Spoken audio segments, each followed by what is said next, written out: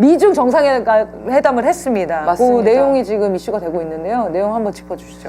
네, 일단 미국과 그 중국, 저도 북한이라는 말이 지금 미국과 북한 이렇게 네, 미국과 중국이 이제 사이가 계속 안 좋고 경제적으로도 군사적으로도 충돌하는 양상을 보이다가 이걸 좀 풀어가는 분위기가 좀 조성이 됐었습니다. 이번 정상회담을 통해서 뭔가 중국과 미국이 다시 힘을 합치는 이런 모양새가 될 것처럼 미국이 대대적으로 홍보를 했고 그런 걸 원한다는 어필이 미국에서 굉장히 많이 했어요. 근데 이제 제가 좀 눈에 사전에 들어왔던 건 뭐냐면 미국이 중국의 역할론을 계속 강조하는 모양새를 보였습니다. 그러니까 북한 문제, 북핵 문제와 관련해서도 중국이 적극적으로 나서야 된다. 중국을 압박하는 행태들이 굉장히 많았는데요. 특히 최근에 북한 인권 문제에 관련해서 언급을 하면서 중국에서 탈북자들을 북한으로 이제 송환을 하는데 그거 자체가 반인도적이고 반인권적이다라고 하면서 이제 북한을 공격하면서도 중국까지 공격하려고 하는 이런 움직임도 있었습니다. 그래서 이제 북한 문제를 해결하는데 중국을 앞세우려고 했다라는 거랑 또 하나는 중동에서의 어떤 문제들 이런 긴장이 고조되는 속에서 이란을 잠재우는 데에서 중국 역할을 해야 된다. 네. 이란을 컨트롤해야 된다. 이런 주장을 또 했었습니다. 그래서 이런 얘기가 왜 나올까 좀 생각을 해봤는데 미국이 이전에 소련을 견제하기 위해서 중국을 활용하지 않았습니까? 그래서 중국과의 관계를 개선하고 정상회담도 열고 경제 지원도 해주고 막 이런 행보를 보였었는데 상당히 효과를 봤단 말이에요. 그래서 지금 오늘날에도 중국을 활용해서 북한을 컨트롤하고 중국을 활용해서 중동을 컨트롤하고 이런 구상을 했던 것 같아요. 그래서 미중 정상회담 전에 그런 얘기들을 계속 내뱉고 그런 방향으로 끌고 가고 싶었던 게 아닌가 싶은데요. 근데 그게 활용이 됩니까? 그게 잘 안 된 것 같습니다. 아니 이스라엘도 젤렌스키도 아무도 말을 안 듣는데 중국이 활용이 됩니까?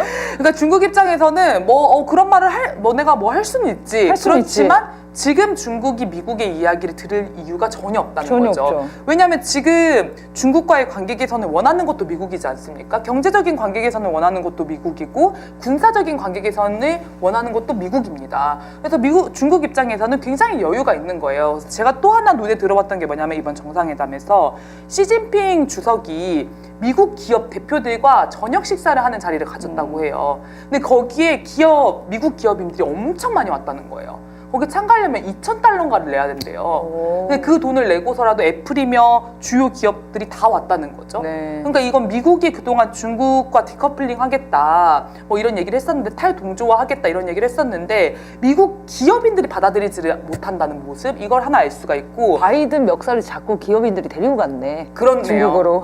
네. 그리고 또 하나는 농민들을 만났다는 얘기가 있어요. 그러니까. 네, 그게 너무 미국의 신기하더라고요. 농민을. 네, 미국의 어떤 네. 주에 있는 농민들을 초대해가지고 뭐 만난다 이런 얘기가 있는데 이게 최근에 중국이 미국산 대두를 그 수입 통제했던 걸 풀었대요. 근데 이거랑 관련이 있는 거 아니냐 이런 해석 하나랑 또 하나는 그 주 농민들을 만난 그 주가 미국의 대선이 처음 시작되는 주래요.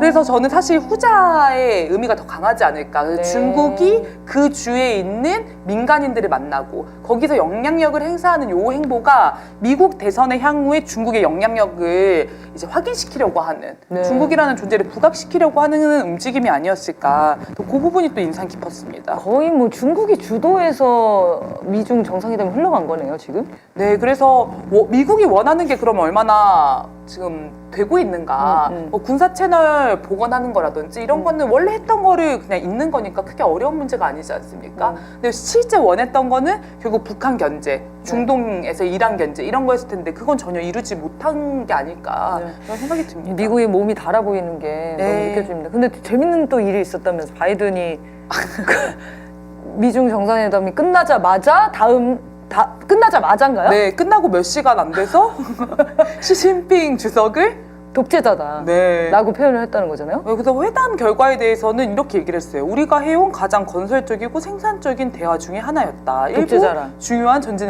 진전을 이뤘다 이렇게 말했는데 여전히 독재자를 보십니까? 알다시피 독재자다. 네. 1980년대부터 독재자였다.